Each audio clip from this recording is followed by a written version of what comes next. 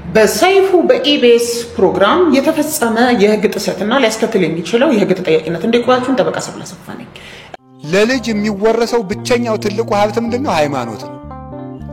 ጥጃ ብታወርሱት ይሞትበታል። እሺ ከዛ በተረፈ ዛሬ ትናንትና ማታ የተለቀቀ ፊልም ለኔ ፈልቆኛል ከኔ እውቅናና ፍቃድ ውጪ የሆነ ነው። ምናልባት ህጉ በዚህ ላይ ምን ይላል? ምንድነው እንግዲህ ዳጊ እኔም ያው ይከሽልኝ አይቼዋለሁ። በትላንትናው ዕለት አስደንጋጭ የሚባል ንግግርን ከህፃን ልጅ ሰምተናል። የሳምሶን ታደሰ ቤቢ ልጅ የተናገረችው የብዙ ሰዎችን ልብና ቀልብ ገዝቷል። በዚህ ጉዳይ ላይ ዳግማዊት ፀሐይም የሳምሶን ታደሰ የቀድሞ ሚስት ማለት ነው የልጆቹ እናት እንደዚህ ብላ ተናግራለች። ይሄንን ቪዲዮ በተመለከተ እኔ ሳልፈቅድ የተለቀቀ ቪዲዮ ነው ብላለች። ይሄ ቪዲዮ ከሷ እጅ ወይም ደግሞ እሷ አካባቢ ካሉ ሰዎች ከእህቶቿ ከጎረቤቶቿ መካከል ካልሆነ ሌላ ከማንም ሊሆን አይችልም። ሶሻል ሚዲያ ያለ ህዝብ ከራሳችሁ የሚያገኙን ነገር ነው እዚህ ጋር ለህዝብ የሚያቀርበው። በመጀመሪያ ደረጃ ራሳችሁንም ሆነ አካባቢያችሁ ላይ ያለውን ነገር የመቆጣጠር ኃላፊነት የራሳችሁና የግላችሁ ነው። ትንሽዬ ነገር ህዝብ ጋር ደረሰች ማለት ታዋቂ ሰዎች ናችሁ፣ ብዙ አይነት ነገር ይገጥማችኋል። ስለዚህ ካሁኑ ጥንቃቄ ማድረግ ይገባችኋል። የትኛውም አይነት ፕላትፎርም ላይ የምትንቀሳቀሱ ሰዎች በአሁኑ ሰዓት አርቲስት ብቻ አይደለም የዚህ ነገር ተጠቂ ይሆን ያለው ሁሉም በሚባል ደረጃ ማለት ነው የሚንቀሳቀሰው ለዚህ ነገር ጥንቃቄ ሊያደርግ ይገባዋል። ምክንያቱም ማንን ወቅሰን ማንን ከሰን የትኛው ጋር ሄደን እንችላለን የሚለው ነገር ጥያቄ ምልክት ሊደረግበት ይችላል። በብዙ ሶሻል ሚዲያ በብዙ ሰዎች ነው ይሄ ነገር እየተላለፈ የሚገኘው። እሺ ዛሬ የምገኘው ከጠበቃዬ ጋር ነው። ጠበቃ ሰብለ አሰፋ ጠበቃዋ መሆኔን ሁላችሁም እንድትረዱት ለማለት ነው። እሺ ከዛ በተረፈ ዛሬ ትናንትና ማታ የተለቀቀ ፊልም ለኔ ፈልቆኛል ከኔ እውቅናና ፍቃድ ውጪ የሆነ ነው። እኔም በአጋጣሚ ሁኔታውን ያው ጠበቃዋ እንደመሆኔ ተረድቼው ነበረ። አባታቸው ለጉብኝት በመጣበት ቀን የተፈጠረ ነገር ነበር። ያው ልጆቹ በኢቢኤስ የተለቀቀውን ሌላም ነገሮች አይተው ስለነበረ አንጎበኙም የሚል ነገር ነበር። እኔም እንደተደወለልኝ አይ አባታቸው በፍርድ ቤት ውሳኔ መሰረት ሊጎበኛቸው ይገባል ብዬ እሷም እናቷም አቋም ወስደን ከአፓርትመን ላይ ወርደው ሰላም እንዲሉት ነው የተደረገው። ከዛ በኋላ ግን ይሄ እየተለቀቀ ያለው ነገር ከኔ ደንበኛ ፈቃድ ውጪ ልጆቹ በራሳቸው አባታቸው ላይ ሪያክት ያደረጉት ነገር ነው እንጂ እኛ ጉብኝቱ ለአባት ብቻ ሳይሆን ለልጅም የሚጠቅም ብቻ ከአባታቸው ጋር ተከታታይነት ያለው ቀጣይነት ያለው ግንኙነት እንደሚያስፈልጋቸው ነው እኔም ደንበኛ የምንረዳው ለማለት ነው። ሌላው እንግዲህ እኔ ደንበኛዬን ዳግማዊት ፀሐይን ወክዬ የሰራሁበት የተወከልኩበት ጉዳይ አስቀድሞ ከጋብቻ በፊት ያፈራሁት ነው የምትለው ደንበኛዬ ቤት በተመለከተ የስር ፍርድ ቤት ያሳለፈው ውሳኔ ላይ ደንበኛዬ በወከለችኝ መሰረት ይግባኝ ብለን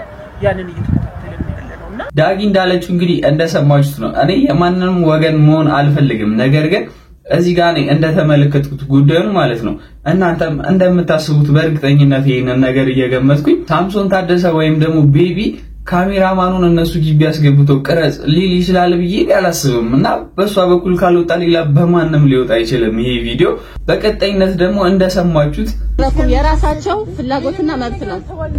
የኛ ሐሳብ ነው። የዚህ ምስኪን ሕፃን ንግግር ነበር የብዙ ሰዎች ልብን ጉዳዩ እንዲገዛ ያደረገው። እኔ እስካሁን እንደተገነዘብኩት ሶሻል ሚዲያ ላይ ያለ ህዝብ ምላሱ በጣም መጥፎ ነው እና ልጅቷ ሕፃን ልጅ ናት። ብዙ ነገሮች ለአካባቢ ላይ ያሉ ነገሮችን ትመለከታለች። ከድራማ ልትማረው ትችላለች። ከተለያዩ ቲክቶክ ምናምን ሶሻል ሚዲያ ከምታያቸው ነገሮች ልትማር ትችላለች። ቡና ሲጠጣ ቤት ውስጥ ከሚደረጉ ነገሮች ልትማረው ትችላለች። ይሄንን ነገር ግዴታ እሷ አስጠንታት ነው ማለትም ይከብዳል። እስኪ የሃይማኖት አባቶች በዚህ ጉዳይ ላይ እስኪ ምን ብለው አስተምሯል የሚለውን ነገር ተመልክተን እንመለስ። ለልጅ የሚወረሰው ብቸኛው ትልቁ ሀብት ምንድነው? ሃይማኖት ነው። ጥጃ ብታወርሱት ይሞትበታል። ሳንቲም ብታወርሱት ጠጥቶ ነው የሚጨርሰው። እንኳን አረቂ በበዛበት ዘመን ይጨርሰዋል፣ ሁሉ ያልቃል። መሬትም ይወረሳል፣ ይሸነሸናል። እንኳን በሜትር የተለካ መሬት ሀገርም እየተሸነሸነ ነው። ማያልቅ ነገር ሃይማኖት ነው። እግዚአብሔርን ነው ማውረስ። እግዚአብሔር ነው ወቀው ልጅ ጆሮ የሰጠህ እግዚአብሔር ነው። አይን የሰጠህ እግዚአብሔር ነው። እጅ የሰጠህ እግዚአብሔር ነው። እግር የሰጠህ እግዚአብሔር ነው። የምታስብበት ልብ የሰጠህ እሱ ነው። አይምሮ የሰጠህ እሱ ነው። አፍ የሰጠህ እሱ ነው። ዝናብ አውርዶ አብቅሎ የሚመግብህ በፀሐይ ያበሰለልህ እግዚአብሔር ነው። እናት ማይፀን ታቅፈ እኔ በሆዴ ተሸክሜ ሳለ ታፍነህ እንዳትሞት የጠበቀ እግዚአብሔር ነው ብሎ ለልጅ ሃይማኖትን ማስተማር ይገባል። እናንተ እጅግር ስላልሰጣችሁት ይሄ አይጠፋችሁም። ባይሆን ዮሐንስ ወንጌል ማቴዎስ ወንጌል ባትሉ ይሄ አይጠፋችሁም። እግር የሰጣለ ለልጁ የለም ይሄን የሰጣ አምላክ አለ ብሎ ማስተማር ይገባል። ክርስቲያን ብላችሁ ማስተማር ይገባል። ልጅ ሃይማኖቱን አውቆ ሌላ ነገር ላይ ብዙም ትኩረት ሳይኖረው እንድናሳድግ ከተመከረን እንግዲህ ሴት ልጅ ምንድነው ወንድ ልጅ ምንድነው ወይ ምን ማለት ነው የሚለውን ደግሞ ተመልክተን እንመለስ። በሴት የምትመሰል ምንድነው? በጥበብ ነው። ወንድ ልጅ ደግሞ በብርታት ነው የሚመሰለው። ሴት ጥበብ ምክንያቱም ጥበብ ለምደው ግን በሴት የሚመስላል ለምን ይመስላችኋል? ጥበብ በሴት ይመስላል። ሴቶች በጥበብ ነው የሚመስሉት። ወንድ ልጅ ግን በኩር ራስ ነው የሚባለው። ያ የሆነበት ምክንያት ያው ሴትነት ምንድነው? ምን አላችሁ? ምንድነው? አዎ ጥሩ ነው። ሴትነት ማለት ምን መስላችሁ? አንድ ቋንቋው ዝም ብሎ ስታዩት ምትክነት እንደዚህ ነው። ግን የሴትነት ጠባይ ምንድነው? ለስላሳነት ነው አይደለም ነው። ሴትነት ምንድነው? ለስለስ ማለት፣ ቅልስልስነት፣ አንገትን ስብር ማድረግ፣ ደረቅ አለመሆን ነው አይደል ሴትነት የሚባለው። እና ሴትነት ማለት ተሸንፈው የሚያሸንፉ ናቸው። በድካማቸው ነው የሚያሸንፉ አይደል? ሴት ቃሏም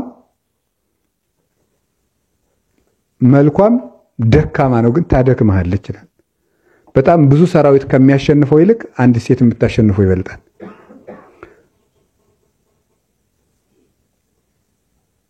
ጥበብ ደግሞ ምን ማለት ነው?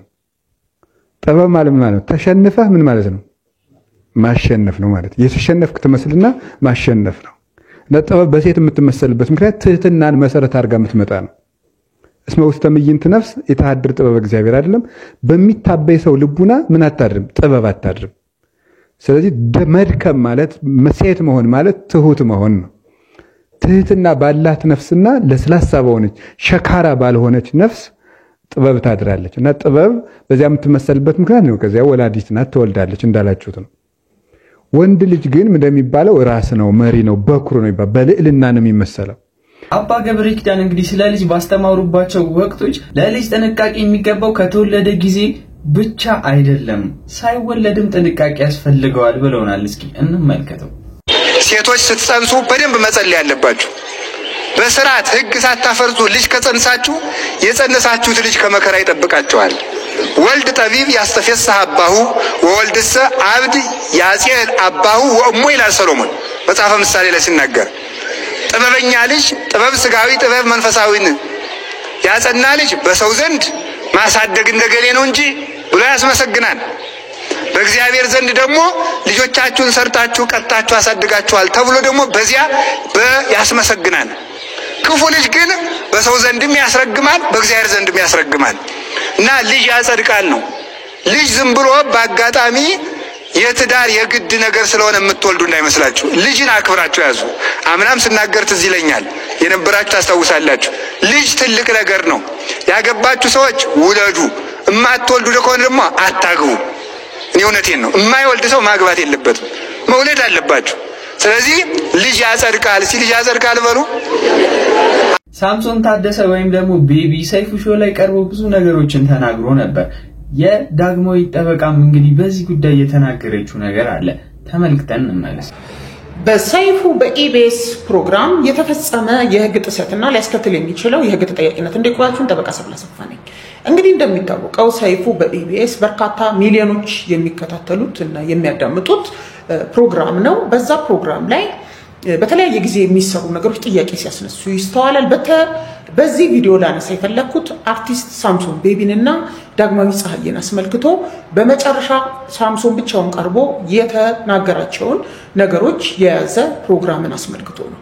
በዛ ፕሮግራም ላይ የተደረገው ንግግር በአጠቃላይ በተቃራኒው በመናዳምጥበት በመነረዳበት ሰዓት አርቲስቱ ሲናገር የነበረው ነገር በቀጥታ አርቲስት ዳግማዊ ፀሐይን የሚመለከትና እኔ እንደዛ አይደለም እኔ እንደዚህ ነኝ እያለ ልክ እሷ ግን እንደዛ ናት የሚል ትርጉም በሚሰጥ መልኩ በርካታ ፍሬ ነገሮችን አንስቶ የዳግማዊ ፀሐዬን ግላዊነት መልካም ስምና ክብር ያጎደፈ ሊባል የሚችል ቢያንስ እነኛን ነገሮች በተመለከተ እውነት ናቸው እሷ እንደዛ ፈጽማለች እንኳን የሚባል ቢሆን በአግባቡ እሷም ተገኝታ የራሷን አመለካከት እና ፍላጎትና አቋም እንድታጸባርቅ እድል ባልተሰጠበት ሁኔታ እሱ ብቻውን ቀርቦ እሱ ተበዳይ እሷ ደግሞ በዳይ መስላ እንድትቀርብ የተደረገበትና በዚህም በርካታ ሚሊዮኖች እሷን በተመለከተ የተሳሳተ ሌላ የተዛባ አመለካከት እንዲይዙ ያደረገ ነው። ይሄ ነገር ከመገናኛ ብዙሃን አዋጁ 1238 አንፃር በምናይበት ሰዓት ሰይፉ በኢቢኤስ በሚያሰራጫቸው ፕሮግራሞች ላይ በዚህ መልኩ ለዛው በህዝብ ዘንድ አነጋጋሪ ሆነው ሰው ሁሉ እየተከታተላቸው ባሉ ነገሮች ላይ የሁለቱንም ወገን ባላንስድ ሆነ ሚዛናዊ ሆነ አመለካከት ያለያዘ ፕሮግራም ማሰራጨት የተከለከለ ተግባር ነው። ከዛም በተጨማሪ በሚለቀው ፕሮግራም እንደ ቤተሰብ ያሉ ተቋማትን እሴቶችን የመጠበቅ ኃላፊነት አለበት እንደ አንድ ብሮድካስተር እንዲሁም ፕሮግራም አዘጋጅ። ከዚህ አንፃር ስናየው አርቲስት ሳምሶን በመጨረሻ ቀርቦ የሰጠው ኢንተርቪው እነኚህ ከ12 ዓመት በላይ በትዳር የኖሩ አርቲስቶች ተመልሰው እንዳይገናኙ እንዳይታረቁ የሚያረግ አይነት ልዩነትን የሚያሰፋ መወነጃጀልን የፈጠረ ነው። ይሄ ደግሞ የመገናኛ ብዙሃን አዋጁ የህዝብ እሴትን ህገ መንግስቱን ያላከበረ ፕሮግራም ሁሉንም በእኩልነት መርህ የማያስተናግድ ፕሮግራም መቅረብ የለበትም ከሚለው ጋር የተጋጨ ነው። ስለሆነ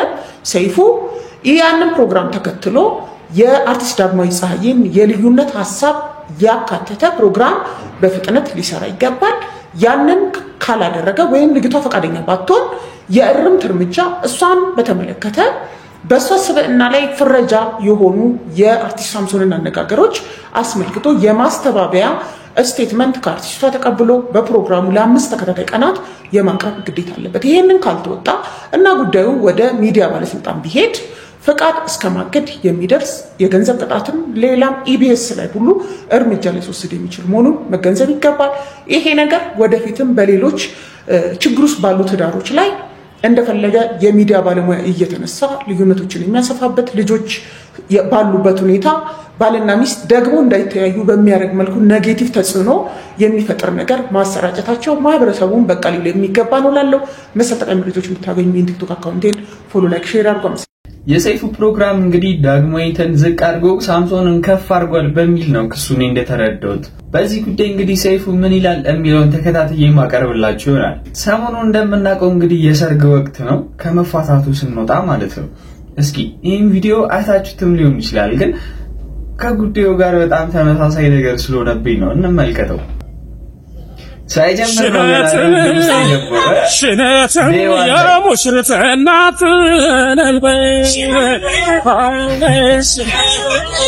ባልሞኒ ነበረበት አገላገሉ ነው እዚህ ጋር ሽነትን አበባንሽ በእውነት ሙሽሪት እንኳን 10 ዓመትና 20 ዓመት ተኖሩ እንግዲህ በአንድ ቀን እንደውም አልሞላም ገና አንድ ቀን እንደዚህ አይነት ግጭት ይፈጠራል። የማይታመን ነው ማርያምን። አንተ ስማ ቆዩ ያቺ ከመሰለሽ ጋር ተጣላችሁ ቀራችሁ? ተው በእናትህ ትዝቴን አቀስቅስብኝ ተው። ቆይ እንደዚህ በቀላሉ ተጣላችሁት እንዴ? አትዋደዱም ነበር እንዴ? መዋደድ ብቻ የኔ ፍቅር ወፎቻም ፍቅራችንን ይዘም ይበሩ አይመስል ወይኔ አሞራንዲያ ናቸው ይከፋል። ጅግራ ነው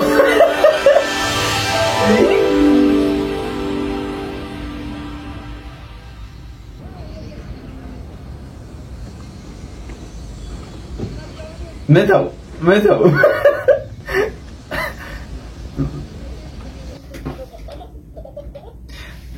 እኔ ጠብቄ ነበር የወንድ ልጅ ቦክስ ምናምን ጠብቄ ነበር።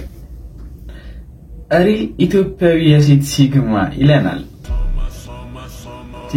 የገፈፈሽ ነው ይቻላል ሀመል ማለት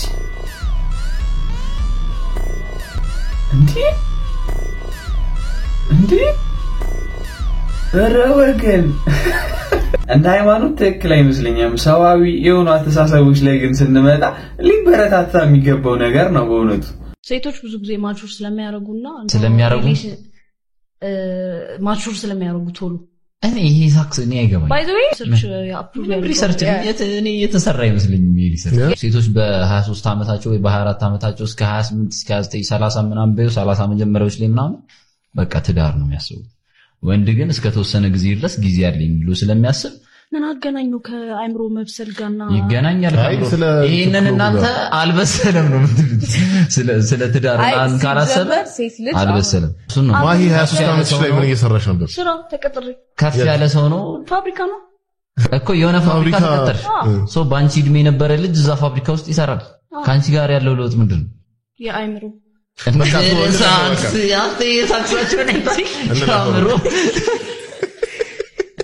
እኔ ሁሌ ነው የሚገርመኝ ሴቶች ቀድሞ ስለሚበስሉ ምንም ቀድማችሁ በስሉት ነገር የለም። ወንዶች ግን ያላችሁ የኢጎ ችግር ነው። በቃ ይሄ ሳይንቲፊካሊ ፕሩቭን የሆነ ነገር ነው። ምን ያለው ስለዚህ ጋር girls physically mature faster than boys on a physical level as well due to the quicker process of puberty. ይሄ ፊዚካል ይሄ ማለት ጡት ምናምን girls undergo puberty earlier. ይህንን ራታ ሊታየ ማነው የሚለየኝ ከሷ በደም ታስሬ ዘሬ ይሁን ለገበሬ ያልኳ በሻ ያው ሸገሬ መሀል ለመኪና ለብረኛ ተያየላቸው አንድነውነኛ ምንድነው ጉዳዩ ዝዛ መተረማመሱ ያራን አሊጅ ነቃበል ይሻላል መጠቃቀሱ ባዳል ቢደርስበት ፖሎ እንዳይበገር የአንድነቱ መግቢያ ክፈትለት ያንበር ሸገር መብራት የጠፋ አስቸግሮናል። እንግዲህ በቀጣይ እስከምመጣ ድረስ ቸር ቆዩልኝ።